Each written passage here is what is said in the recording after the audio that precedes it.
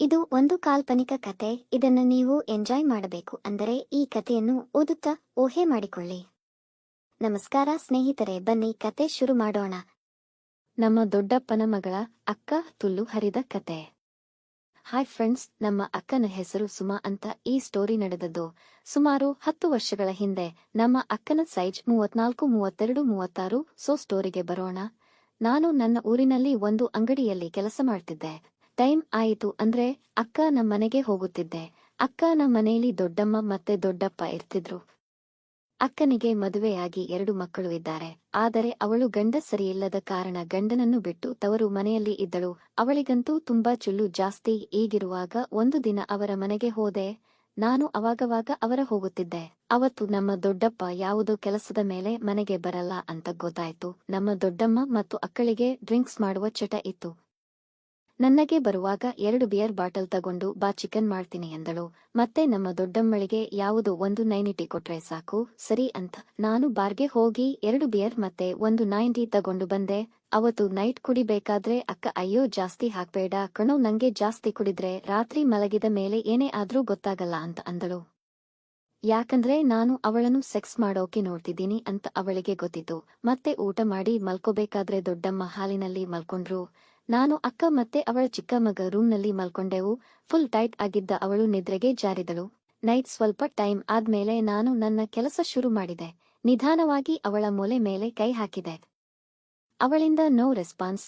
ನಾನು ನಿಧಾನವಾಗಿ ಅವಳ ಮೂಲೆಗಳನ್ನು ಪ್ರೆಸ್ ಮಾಡಿದೆ. ಅವಳಿಗೆ ಎಚ್ಚರವಿದ್ದರೂ ಮಲಗಿದಂತೆ ಆಕ್ಟ್ ಮಾಡುತ್ತಿದ್ದಳು. ನಾನು ಇದೇ ಚಾನ್ಸ್ ಅಂತ ಅವಳ ಪಕ್ಕಕ್ಕೆ ಹೋದೆ. ನಿಧಾನವಾಗಿ ಅವಳ ನೈಟಿ ಮೇಲಕ್ಕೆ ಸರಿಸಿದೆ. ಆಗ ಅವಳ ತೊಡೆ 0 ಕ್ಯಾಂಡಲ್ ಬಲ್ಬ್ನಲ್ಲಿ ಸೂಪರ್ ಆಗಿ ಕಾಣುತ್ತಿತ್ತು. ಹಾಗೆ ಫುಲ್ ನೈಟಿ ಮೇಲೆ ಎತ್ತಿ ಮೂಲೆವರೆಗೂ ಎತ್ತಿದೆ. ಅವಳು ಬ್ರಾ ಹಾಕಿರಲಿಲ್ಲ. ಮೆಲ್ಲನೆ ಮೂಲೆಗಳನ್ನು ಪ್ರೆಸ್ ಮಾಡಿದೆ. ಮತ್ತೆ ಬಾಯಲ್ಲಿ ಹಾಕಿ ಚೀಪೋಕೆ ಶುರು ಮಾಡಿದೆ. ಇಷ್ಟಾದ್ರೂ ಕೂಡ ನೋ ರೆಸ್ಪಾನ್ಸ್. ಆದರೆ ಸ್ವಲ್ಪ ಹೊತ್ತಿನಲ್ಲೇ ಅವಳಿಂದ ಮೆಲ್ಲನೆ ಮುಳುಗುವ ಶಬ್ದ ಬಂತು. ಆ ಅನ್ನೋಕೆ ಸ್ಟಾರ್ಟ್ ಮಾಡಿದಳು. ನಾನು ಹಾಗೆ ನಿಧಾನವಾಗಿ ಅವಳ ಕಾಚ ಬಿಚ್ಚಿದೆ. ಫುಲ್ ಕ್ಲೀನ್ ಶೇವ್ ಮಾಡಿದ್ದಳು. ಒಂದು ಬೆರಳನ್ನು ನಿಧಾನವಾಗಿ ಅವಳ ತುಲ್ಲಲ್ಲಿ ಬಿಟ್ಟೆ. ವಾವ್, ಅವಳ ತುಲ್ಲಲ್ಲಿ ಆಗಲೇ ರಸ ಬಂದಿತ್ತು. ನನಗೆ ಗೊತ್ತಿತ್ತು ಅವಳು ಎಂಜಾಯ್ ಮಾಡ್ತಾ ಇದ್ದಾಳೆ ಅಂತ. ಅಲ್ಲಿವರೆಗೂ ಕಣ್ಣು ಮುಚ್ಚಿದ್ದ ಅವಳು ಸಡನ್ ಆಗಿ ಕಣ್ಣು ಬಿಟ್ಟು ನನ್ನ ಗಟ್ಟಿಯಾಗಿ ತಬ್ಬಿಕೊಂಡು, ನಿಮ್ ಭಾವ ಬಿಟ್ಟ ಮೇಲೆ ನಂಗೆ ಯಾರೂ ಸುಖ ಕೊಟ್ಟಿಲ್ಲ, ಪ್ಲೀಸ್ ಕಣೋ, ನನ್ನ ಕಾಮದಾಹ ತೀರಿಸುವಂದ್ಲು. ನಾನು ಇದಕ್ಕೆ ಕಾಯ್ತಾ ಇದ್ದೆ, ಬಾ ಅಂತ ಹೇಳಿ ಅವಳ ನೈಟಿ ಬಿಚ್ಚಿ ಅವಳನ್ನು ಬೆತ್ತಲೆ ಮಾಡಿದೆ. ವಾ, ಏನಾದ್ ಫಿಗರ್ ಅವಳದು. ಅವಳನ್ನ ಬೆತ್ತಲೆ ನೋಡಿದ ನನ್ನ ತುಣ್ಣಿ ಆಗಲೇ ಫುಲ್ ಸ್ಟಡಿಯಾಗಿತ್ತು. ನನ್ನ ಬಟ್ಟೆ ಬಿಚ್ಚಿ ನಾನು ಕೂಡ ಬೆತ್ತಲಾದೆ. ನಾನು ಅವಳನ್ನು ಗಟ್ಟಿಯಾಗೇ ತಬ್ಬಿಕೊಂಡು ಲಿಪ್ ಕಿಸ್ ಕೊಟ್ಟೆ. ಆಗ ನನ್ನ ಮತ್ತು ಅವಳ ನಾಲಿಗೆ ಸೇರಿ ನಮ್ಮ ಎಂಜಲು ಮಿಕ್ಸ್ ಆಯಿತು. ಅವಳ ಬಾಯಿಂದ ಬಿಯರ್ ವಾಸನೆ ಗಮ್ ಎಂದು ಬರುತ್ತಿತ್ತು. ಫುಲ್ ಮೂಡ್ಗೆ ಬಂದ ನಾನು ಅವಳ ಮೊಲೆಗಳನ್ನು ಬಾಯಿಗೆ ಹಾಕಿ ಚೀಪುತ್ತಿದ್ದೆ. ಹಾಗೆ 5 ನಿಮಿಷ ಆದ್ಮೇಲೆ ಒಂದು ಕೈಯನ್ನು ಅವಳ ತೂತಿನ ಮೇಲೆ ಆಡಿಸಿದೆ. ಅವಾಗ ಅವಳು ಆಹ ಅಂತ ಮುಳುಗುತ್ತಾ ತನ್ನ ತಿಕ್ಕ ಅಲ್ಲಾಡಿಸೋಕೆ ಶುರು ಮಾಡಿದಳು. ಅವಳು ನಂಗೆ ತಡ್ಕೊಳ್ಳೋಕೆ ಆಗ್ತಾ ಇಲ್ಲ, ಪ್ಲೀಸ್ ಬೇಗ ಮಾಡೋ ಅಂದಳು. ಸರಿ ಅಂತ ಹೇಳಿ ನಾನು ಪೊಸಿಷನ್ಗೆ ಹೋದೆ. ಅವಳ ಕಾಲನ್ನು ಹೆಗಲ ಮೇಲೆ ಹಾಕಿಕೊಂಡು ಅವಳ ತುಲ್ಲಿಗೆ ನನ್ನ ತುಣ್ಣಿ ಇಟ್ಟು ನಿಧಾನವಾಗಿ ಒಳಗಡೆ ನೂಕಿದೆ. ಫುಲ್ ಟೈಟ್ ಇಟ್ಟು, ಯಾಕಂದ್ರೆ ತುಂಬಾ ಟೈಮ್ ಆಗಿತ್ತು. ಅವಳಿಗೆ ಭಾವ ಮಾಡಿ ಅವಳು ಅಂದ್ಲು, ಎಲ್ಲಿ ದೊಡ್ಡಮ್ಮಗೆ ಕೇಳಿಸುತ್ತೆ ಅಂತ ಬಾಯಿಗೆ ನನ್ನ ಬಾಯಿ ಹಾಕಿ ಲಾಕ್ ಮಾಡಿದೆ. ಆಮೇಲೆ ನನ್ನ ಪೂರ್ತಿ ತುಣ್ಣಿಯನ್ನು ಒಳಗೆ ನೂಕಿದೆ. ಅವಳಿಗೆ ಅರಚಲು ಕೂಡ ಬಿಡಲಿಲ್ಲ. ಆಮೇಲೆ 1-2 ಶಾಟ್ ಹೊಡೆದ ಮೇಲೆ ನನ್ನ ತುಣ್ಣಿ ಸಲೀಸಾಗಿ ಒಳಗೆ ಹೊರಗೆ ಹೋಗುತ್ತಿತ್ತು.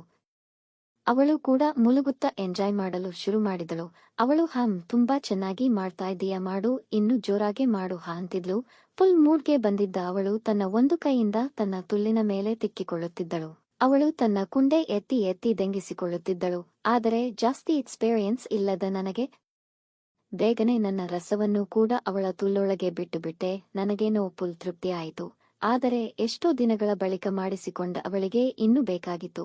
ಇದನ್ನು ಗಮನಿಸಿದ ನಾನು ಇನ್ನೂ ತಡ ಮಾಡದೆ ಅವಳ ತುಲ್ಲಿಗೆ ನನ್ನ ಬಾಯಿ ಹಾಕಿದೆ. ಅವಳ ಮೈ ನಡುಗುತ್ತಿತ್ತು. ನಾನು ನನ್ನ ನಾಲಿಗೆಯಿಂದ ಅವಳ ತುಲ್ಲನ್ನು ಸರಿಯಾಗಿ ನೆಕ್ಕಿದೆ. ಅವಳು ಎಂದು ಮುಳುಗುತ್ತಾ ನನ್ನ ತಲೆಯನ್ನು ಅವಳ ತುಲ್ಲಿಗೆ ಒತ್ತಿಕೊಂಡಳು. ಹೀಗೆ 5 ನಿಮಿಷ ಆದಮೇಲೆ ಅವಳು ಜೋರಾಗಿ ಅಮ್ಮ ಎಂದು ತನ್ನ ರಸ ಬಿಟ್ಟಳು. ಅದನ್ನೆಲ್ಲ ನಾನು ನೆಕ್ಕಿದೆ. ಅವಳಿಗೆ ತೃಪ್ತಿಯಾಯಿತು. ನನ್ನನ್ನು ಗಟ್ಟಿಯಾಗಿ ತಬ್ಬಿಕೊಂಡು ಥ್ಯಾಂಕ್ಸ್ ಹೇಳಿ ನನ್ನ ಬಾಯಿಗೆ ಬಾಯಿ ಹಾಕಿ ಮತ್ತೆ ಕಿಸ್ ಮಾಡಿದಳು. ಇಬ್ಬರೂ ಹಾಗೆ ಬೆತ್ತಲೆಯಾಗಿ ತಬ್ಬಿಕೊಂಡು ಮಲಗಿದೆವು.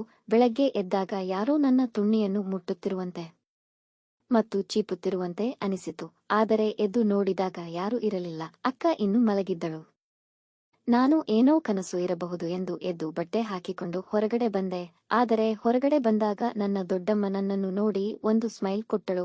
ಯಾಕೆ ಅಂತ ನನಗೆ ಅರ್ಥ ಆಗಲಿಲ್ಲ. ಆದರೆ ಬೆಳಗ್ಗೆ ನನ್ನ ತುಣ್ಣಿಯನ್ನು ಚೀಪಿದ್ದು ಬೇರೆ ಯಾರೂ ಅಲ್ಲ, ಅದು ನನ್ನ ದೊಡ್ಡಮ್ಮ. ಇದರ ಮುಂದಿನ ಭಾಗ ಇನ್ನೂ ಇಂಟ್ರೆಸ್ಟಿಂಗ್ ಆಗಿದೆ. ಸೊ ಮಿಸ್ ಮಾಡಬೇಡಿ, ನನ್ನ ಚಾನೆಲ್ ಚೆಕ್ ಮಾಡಿ ಮುಂದಿನ ಭಾಗವನ್ನು ಅನುಭವಿಸಿ. ನಾನು ಕೇಳಿಕೊಳ್ಳೋದು ಇಷ್ಟೇ, ಈ ಕತೆ ನಿಮಗೆ ಇಷ್ಟ ಆಗಿದ್ರೆ ಪ್ಲೀಸ್ ಲೈಕ್ ಮತ್ತು ಶೇರ್ ಮಾಡಿ, ಹಾಗೆ ಸಬ್ಸ್ಕ್ರೈಬ್ ಮಾಡೋದನ್ನ ಮರಿಬೇಡಿ.